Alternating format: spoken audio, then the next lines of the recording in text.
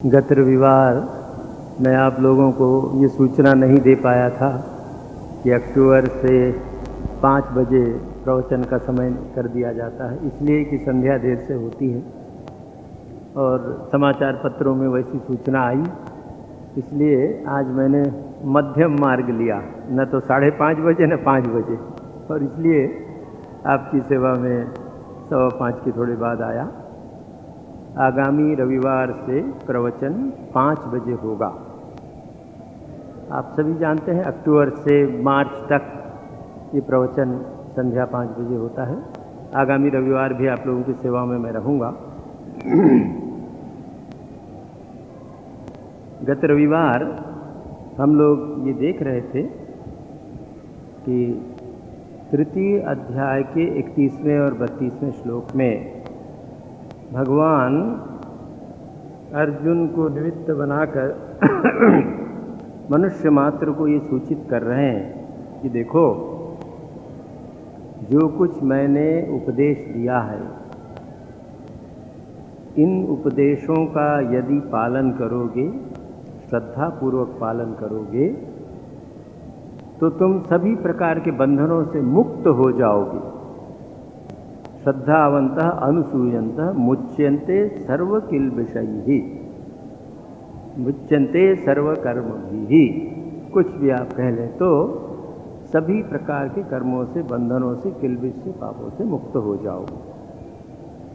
और यदि तुमने उसका पालन नहीं किया तो क्या होगा, इसकी चेतावनी भी भगवान दे रहे हैं। और भगवान ये कहते हैं कि यदि तुमने मेरे बताए हुए मार्ग के अनुसार अपने जीवन का गठन नहीं किया तो हो सकता है कि तुम्हारे पास संसार का सभी भौतिक ज्ञान उपलब्ध हो, सर्व ज्ञान विमूढ़ान तान, कि सभी ज्ञानों से संपन्न होकर भी विमूढ़ हो सकते हैं। और ऐसे जो लोग हैं, तान नष्टान विद्धि ते अचेतसः। इस अचेत पर पिछली बार थोड़ी चर्चा हुई थी और ये आपके हमारे जीवन में बहुत आवश्यक है। आपसे निवेदन किया गया था, इस अचेत सह का तात्पर्य है कि व्यक्ति जब मूर्छा में रहता है, मूर्छा का अर्थ बेहोशी नहीं, दवाओं से मूर्छित हो गया व्यक्ति, बेहोश हो गया तो वो अचेत है, उस प्रकार का अचेत नहीं। यहाँ साधक की दृष्टि से या यहाँ जो भाव है आध्यात्मिक दृष्टि से, जब हम मानसिक दृष्टि से मूर्छित हो जाते हैं, हमारा मन प्रमाद के वश में हो जाता है, तो मानसिक दृष्टि से इस प्रकार प्रमादग्रस्त व्यक्ति मूर्छित कहा जाता है। मूर्छा का पहला लक्षण ये है कि वो ज्ञान को, विवेक को आवृत्त कर देता है। जीवन में मूर्छित नहीं है, जीवन के सब व्यवहार कर रहा है, नौकरी करता है, धन कमाता है, संसार करता है, घर गृहस्थी के सब सुख लेता है, सब प्रकार के जगत व्यवहार कर रहा है। संसार की दृष्टि से व्यक्ति बड़ा सफल दिखता है कि कितनी उसकी सफलताएं हैं, देखो कितना धन उसके पास है, कितनी संपत्ति उसके पास है, कैसा अच्छा भवन है, कितनी अच्छी गाड़ियां हैं, बड़ा परिवार है, समाज सम्मान है। सामान्यतः हम लोगों के मन में सफलता की जो धारणा है, या जिसके कारण संसार के करोड़ों लोग, आप हम भी जिसमें बह जाते हैं, वो अगर आप विचार करके देखें तो पाएंगे कि संसार के करोड़ों लोगों के मन में सफलता का तात्पर्य है धन, पद और कीर्ति। आप देखिए, धन होना चाहिए, पैसा जब मिलेगा वही व्यक्ति सफल है। तो जितने पैसे वाले लोग हैं, बहुत बड़ी संपत्ति के जो अधिकारी हैं, वो बड़े सफल और संतुष्ट रहते। तो आज कम से कम आज के भारतवर्ष में तो ये नहीं देखा जाता है। दूसरी एक बात जो स्पष्ट दिखती है हमारे देश में आज, वो ये है कि जितने धनिक लोग हैं, जिनके पास प्रचुर संपत्ति है, वो सब लोग अधिकार के पीछे पड़े हैं कि धन के साथ पद मिल जाए हमको, कोई मंत्री हो जाए, छत्री हो जाए, राजनीति की दृष्टि से, किसी भी दृष्टि से कहीं न कहीं पद की आकांक्षा हमारे मन में है या इन लोगों के मन में रहती है। तो धन से संतुष्ट नहीं हुए, धन के साथ पद की आकांक्षा, पद की आकांक्षा के साथ तीसरी बात आप देखेंगे, जो पद में है वो व्यक्ति हमेशा पद में नहीं है ऐसा व्यक्ति भी चाहता है, पर जो पद में है और धन है, ये व्यक्ति अपने पद और धन से संतुष्ट नहीं है। वो हमेशा चाहता है कि उसकी महिमा गाई जाए, उसकी प्रशंसा हो, लोकप्रिय हो जाए। तो ये तीन ऐसे माया के आकर्षण, माया के फंदे हैं, ट्रैप हैं, कि जीवन में सफलता का तात्पर्य हमारे पास धन होना चाहिए, हम किसी पद में हो, अधिकार होना चाहिए और हमारी कीर्ति होना चाहिए। अगर हमारे मन में ये वृत्ति प्रबल है, धन, पद और कीर्ति की इच्छा ने यदि मेरे मन को आच्छादित कर दिया है तो मैं मूर्छित हूँ। हो सकता है मेडिकली एकदम सजग, चैतन्य, बहुत अच्छा स्वास्थ्य है, सब काम बड़ी निपुणता से कर रहा है, धन कमा रहा है, जिस पद में है उसका उपयोग कर रहा है, कीर्ति हो रही है, किंतु इतना सब होते हुए भी यदि मेरी चेतना मुझे ईश्वराभिमुख नहीं कर रही है, मेरी चेतना जीवन के प्रयोजन की ओर मुझे नहीं ले जा रही है, तो मैं मूर्छित हूँ, अर्धमृत हूँ। भगवान कह रहे हैं, तान अचेत सह नष्टान विद्धि, उन अचेत व्यक्तियों को तू नष्ट हुआ ही जान। नष्ट होने का क्या तात्पर्य है? जो ज्ञानी व्यक्ति है क्या उसका नाश नहीं होगा? उसका शरीर के अनंत काल तक चलेगा? नहीं, उसके शरीर का विनाश होगा। यहाँ नष्ट होने से तात्पर्य है व्यक्ति का आध्यात्मिक जीवन नष्ट हो जाएगा। उसकी जो संभावनाएं थी, मनुष्य के भीतर ये संभावना है कि मनुष्य यदि चाहे तो इसी देह में परमात्मा का साक्षात्कार कर सकता है, नर से नारायण हो सकता है। और मनुष्य देह मिली ही इसलिए है कि हम नर से नारायण की यात्रा की ओर चलें, नरत्व से नारायणत्व को उपलब्ध हो जाएं। इस देह के समाप्त होने के पूर्व न हो सके तो ऐसी परम चेष्टा तो करें कि हम नारायणत्व की ओर बढ़ रहे हैं। तो जब ये बात हमारे जीवन में होगी तो क्या होगा? मूर्छा दूर हो जाएगी। अचेत सह जो व्यक्ति है वो सर्व ज्ञान विमूढ़ान होगा। संसार का सभी ज्ञान तो इसीलिए है, इसीलिए था कि हमारा आत्मविकास हो। मुंडक उपनिषद एक उपनिषद है हमारे यहाँ, बहुत सुंदर है। उस मुंडक उपनिषद में एक बहुत बड़े ऋषि अंगिरा हो गए हैं, ब्रह्मज्ञानी ऋषि थे, महान पुरुष थे।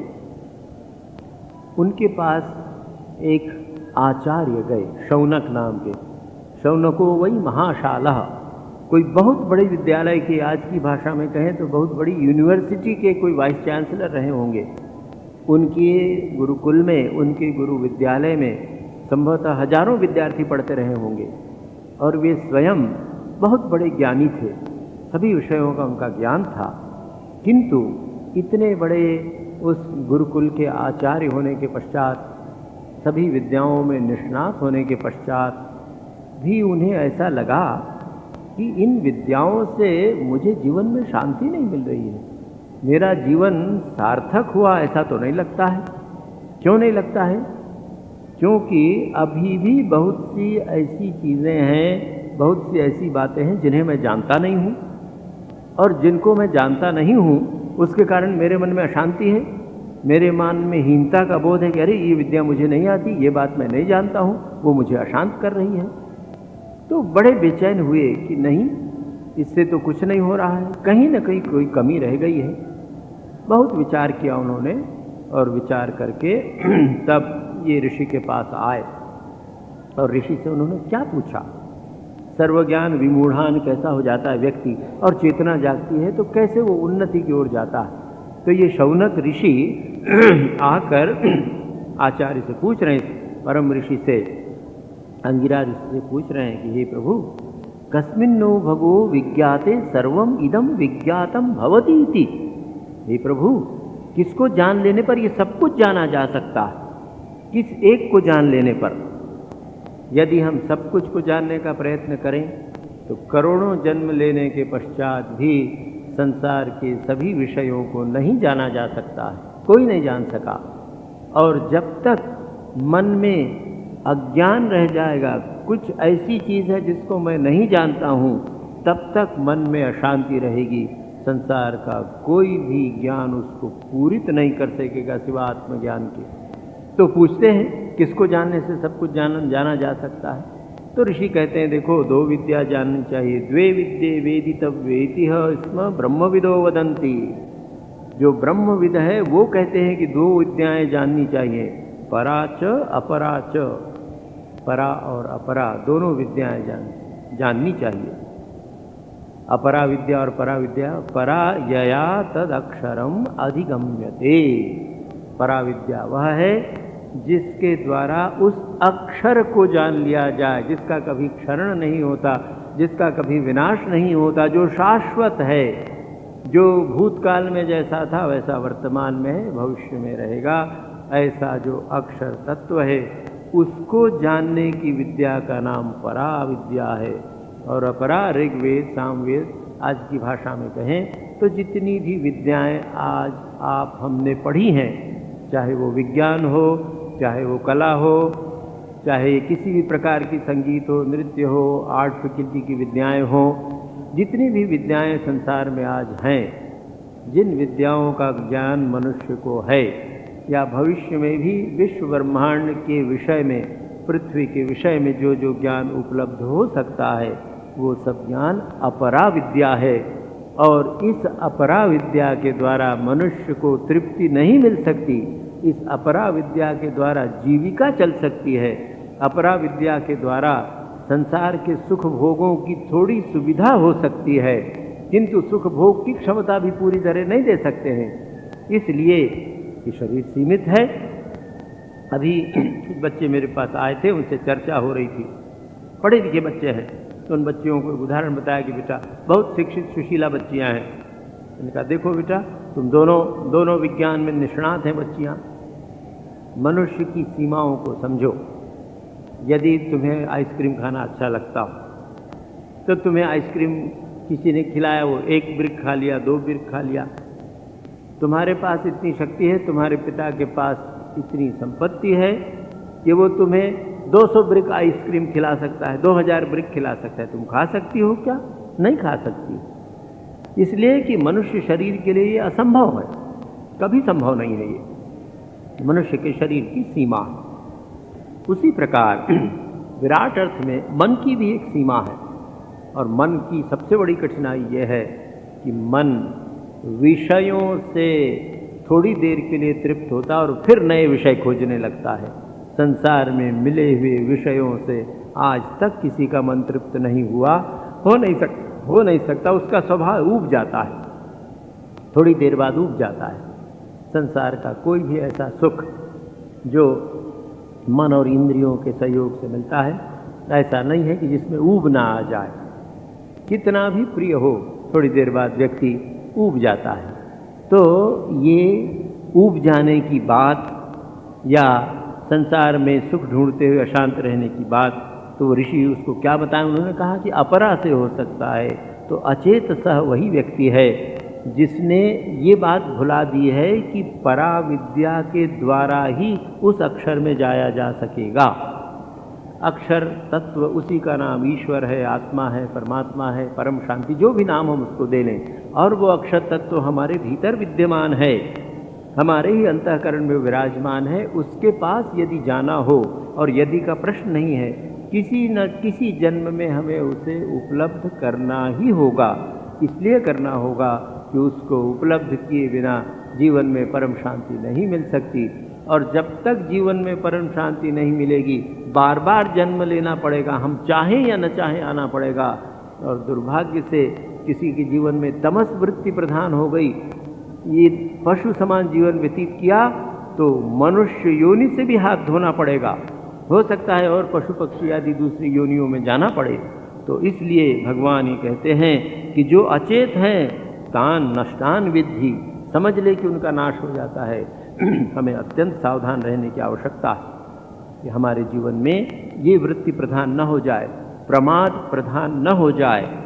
अपरा विद्या प्रधान न हो जाए कि संसार का सारा ज्ञान सब कुछ जानने में जीवन खपा दिया और अंत समय लगा कि कुछ नहीं मिला। ये ऐसा कब होता है? जब पराविद्या की ओर या जीवन के लक्ष्य की ओर ध्यान नहीं जाता है। इसलिए भगवान की ये बात तृतीय अध्याय के 32वें श्लोक में जो अचेत सह उन्होंने कहा है, हम जीवन में अचेत न हो जाएं, हमारे जीवन में मूर्छा ना आ जाए, इसका ध्यान सावधानी से रखना पड़ेगा। और ये हमको सिवा हमारे कोई नहीं बता सकता है। ये बात हमेशा ध्यान रखें। आध्यात्मिक जीवन की एक परम आवश्यकता है सावधानी। किसके संबंध में? अपने संबंध में। अपने संबंध में, अपने मन के संबंध में। शरीर के संबंध में तो हम सावधान रहते ही हैं। अभी सड़क पार करते हैं तो कितने सावधान रहते हैं हम लोग, किधर गाड़ी आ रही है कि नहीं देख लें, सावधानी से जाए। भोजन करने बैठते हैं तो हर जगह हम सावधानी रखते हैं शरीर। तो मन के संबंध में भी सावधानी रखनी पड़ेगी कि मन मूर्छित तो नहीं हो रहा है, विषय की वस्तुओं को देखकर या भोगे हुए विषयों का स्मरण करके मत तो नहीं हो रहा है, पागल तो नहीं हो रहा है, वो फिर से चेतना लुप्त तो नहीं हो रही है। ये हमें देखना पड़ेगा, तो अचेत सह हम न हो जाएं। अब इसके पश्चात 33वें और 34वें श्लोक में एक परम सिद्धांत हमारे सामने भगवान रखते हैं। साधना की दृष्टि से ये बहुत महत्वपूर्ण है और मानव व्यक्तित्व की दृष्टि से भी अत्यंत महत्वपूर्ण है। तो भगवान क्या कहते हैं? 33वें में कहते हैं, सदृशम चेष्टते स्वस्याः प्रकृतिर्ज्ञानवान् अपि प्रकृतिं यान्ति भूतानि निग्रहः किं करिष्यति। 34वें में कहते हैं, इंद्रियस्यार्थे राग द्वेषौ व्यवस्थितौ तयोर्न वशम आगच्छेत् तौ ह्यस्य परिपन्थिनौ। ये 33 और 34 को मिला के पढ़ना चाहिए।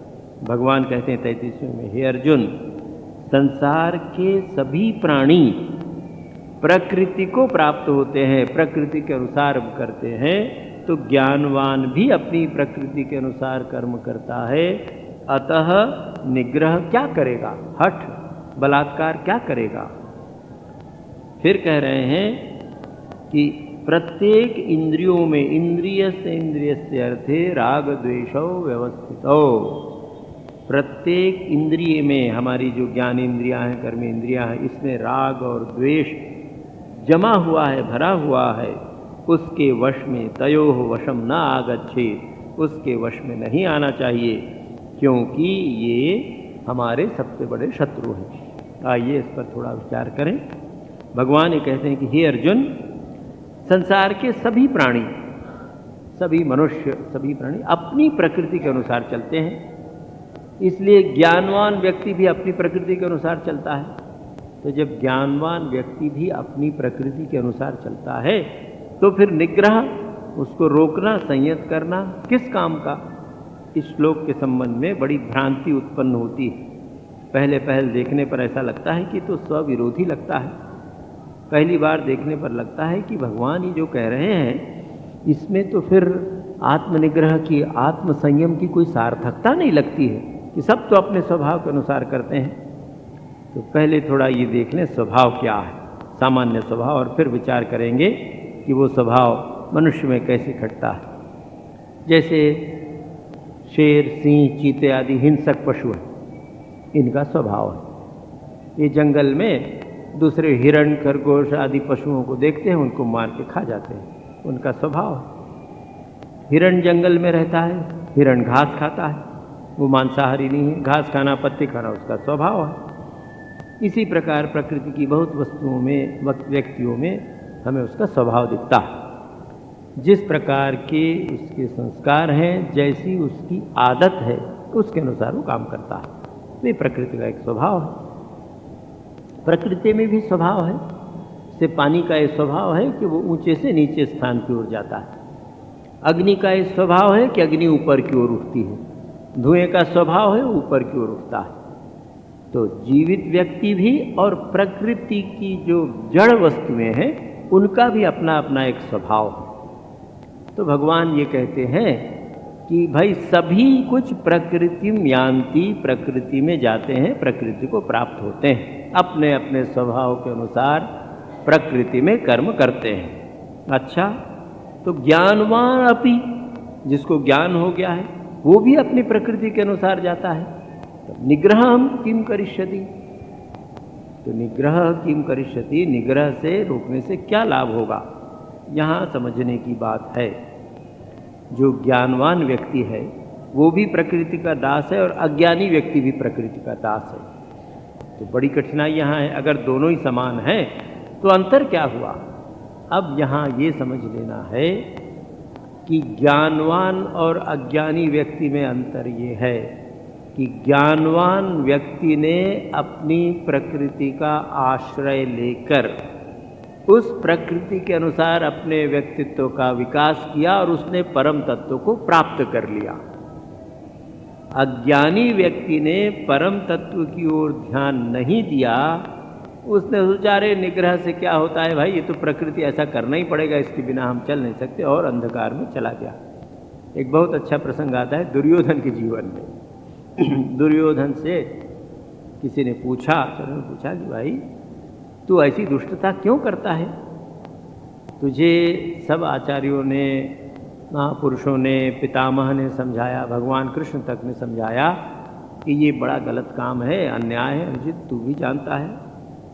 तो दुर्योधन क्या उत्तर देता है। दुर्योधन उनसे कहता है कि महाशय सुनिए, जानामि धर्मम न च मे प्रवृत्ति, जानामि अधर्मम न च मे निवृत्ति, केनापि देवेन हृदय स्थितेन यथा नियोक्तो अस्मि तथा करोमि। सुनिए, धर्म क्या है ये मैं जानता हूँ, अधर्म क्या है ये भी मैं जानता हूँ, किंतु क्या करूँ। मान लो ऐसा मुझे ये लगता है, दुर्योधन कहता है कि केनापि देवेन, कोई देवता मेरे भीतर बैठा है और वो जैसा मुझसे कराता है वैसा मैं करता हूँ। दुर्योधन का ये तर्क आपको हमको बहुत अच्छा लगता है। आगे और अर्जुन पूछता भी है, अनिच्छन्न पिवार्ष्णे बलादिव नियोजितः, देखेंगे हम, उस पर विचार करेंगे। तो अभी जो दुर्योधन का ये तर्क है कि भाई मेरी प्रकृति ऐसी, मेरा स्वभाव ऐसा है, कोई देवता मुझसे जैसा कराता है वैसा मैं करता हूँ। अब आइए इस पर हम विचार करें। भगवान कहते हैं कि प्रकृति के अनुसार तुम सब काम करोगे, बाध्य हो, आपकी हमारी अपनी प्रकृति है। इस प्रकृति के उदाहरण महाभारत में बहुत से मिलते हैं, आपके हमारे जीवन में भी मिलते हैं। महाभारत का एक दूसरा उदाहरण महात्मा भीष्म और द्रोणाचार्य।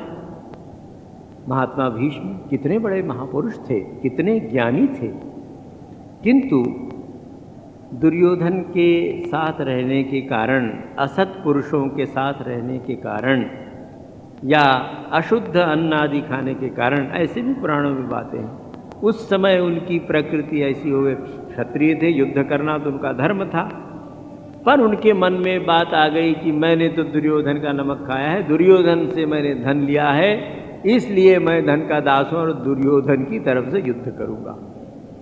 क्या इस प्रकृति को क्षमा किया जा सकता है?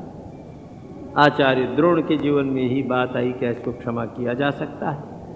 तो देखिए, प्रकृति का तात्पर्य है हमारा स्वभाव। उस स्वभाव को बदलने का प्रयत्न न करके, उस स्वभाव का आश्रय लेकर हमें जीवन में आध्यात्मिक विकास करना चाहिए।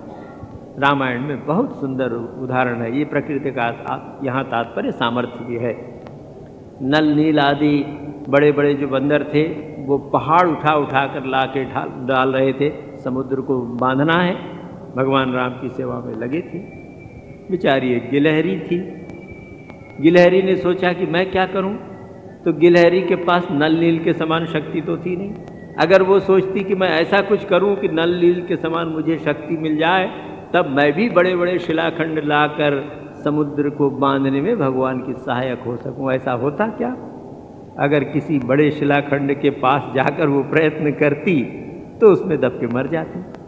उसने देखा कि मेरी सामर्थ्य ये है, ठीक है, मेरे शरीर में रोए हैं, मेरी पूंछ में अधिक रोए हैं, मैं पानी में अपनी पूंछ डुबाऊंगी, शरीर डुबाऊंगी, रेत में लौट जाऊंगी तो रेत के कुछ कण चिपक जाएंगे उन कणों को ले जाकर डालूंगी, उसके द्वारा उसने भगवत प्राप्ति कर ली। स्वभाव का ये तात्पर्य। हम लोग अपनी प्रकृति भूल जाते हैं, स्वभाव भूल जाते हैं, और विशेषकर साधना के क्षेत्र में तो बहुत ऐसा होता है। मुझे बहुत ऐसा सुनने देखने को मिला है। अपनी प्रकृति की दुर्बलताएं भी मैं जानता हूँ, उसका अनुभव भी मुझे होता है। हम कहीं गए, बहुत बार यात्रा, तीर्थ यात्रा आदि में जाते हैं, देखा कि भाई कोई एक साधु हैं, कोई एक साधक हैं, वो एक आसन में 8 घंटे बैठे हैं। लौट के आए तो लगा भगवान प्राप्ति का एक ही उपाय, और उपाय यह है कि एक आसन में 8 घंटे बैठा जाए। और हमने उसकी साधना शुरू की थी। सारा ध्यान 8 घंटे बैठने की ओर है, भगवान क्या है उधर ध्यान नहीं। और उसमें हम लग गए, और उसका परिणाम क्या हुआ?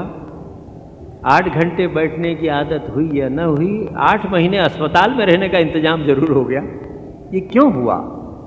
अपनी प्रकृति के विरुद्ध जाने के लिए।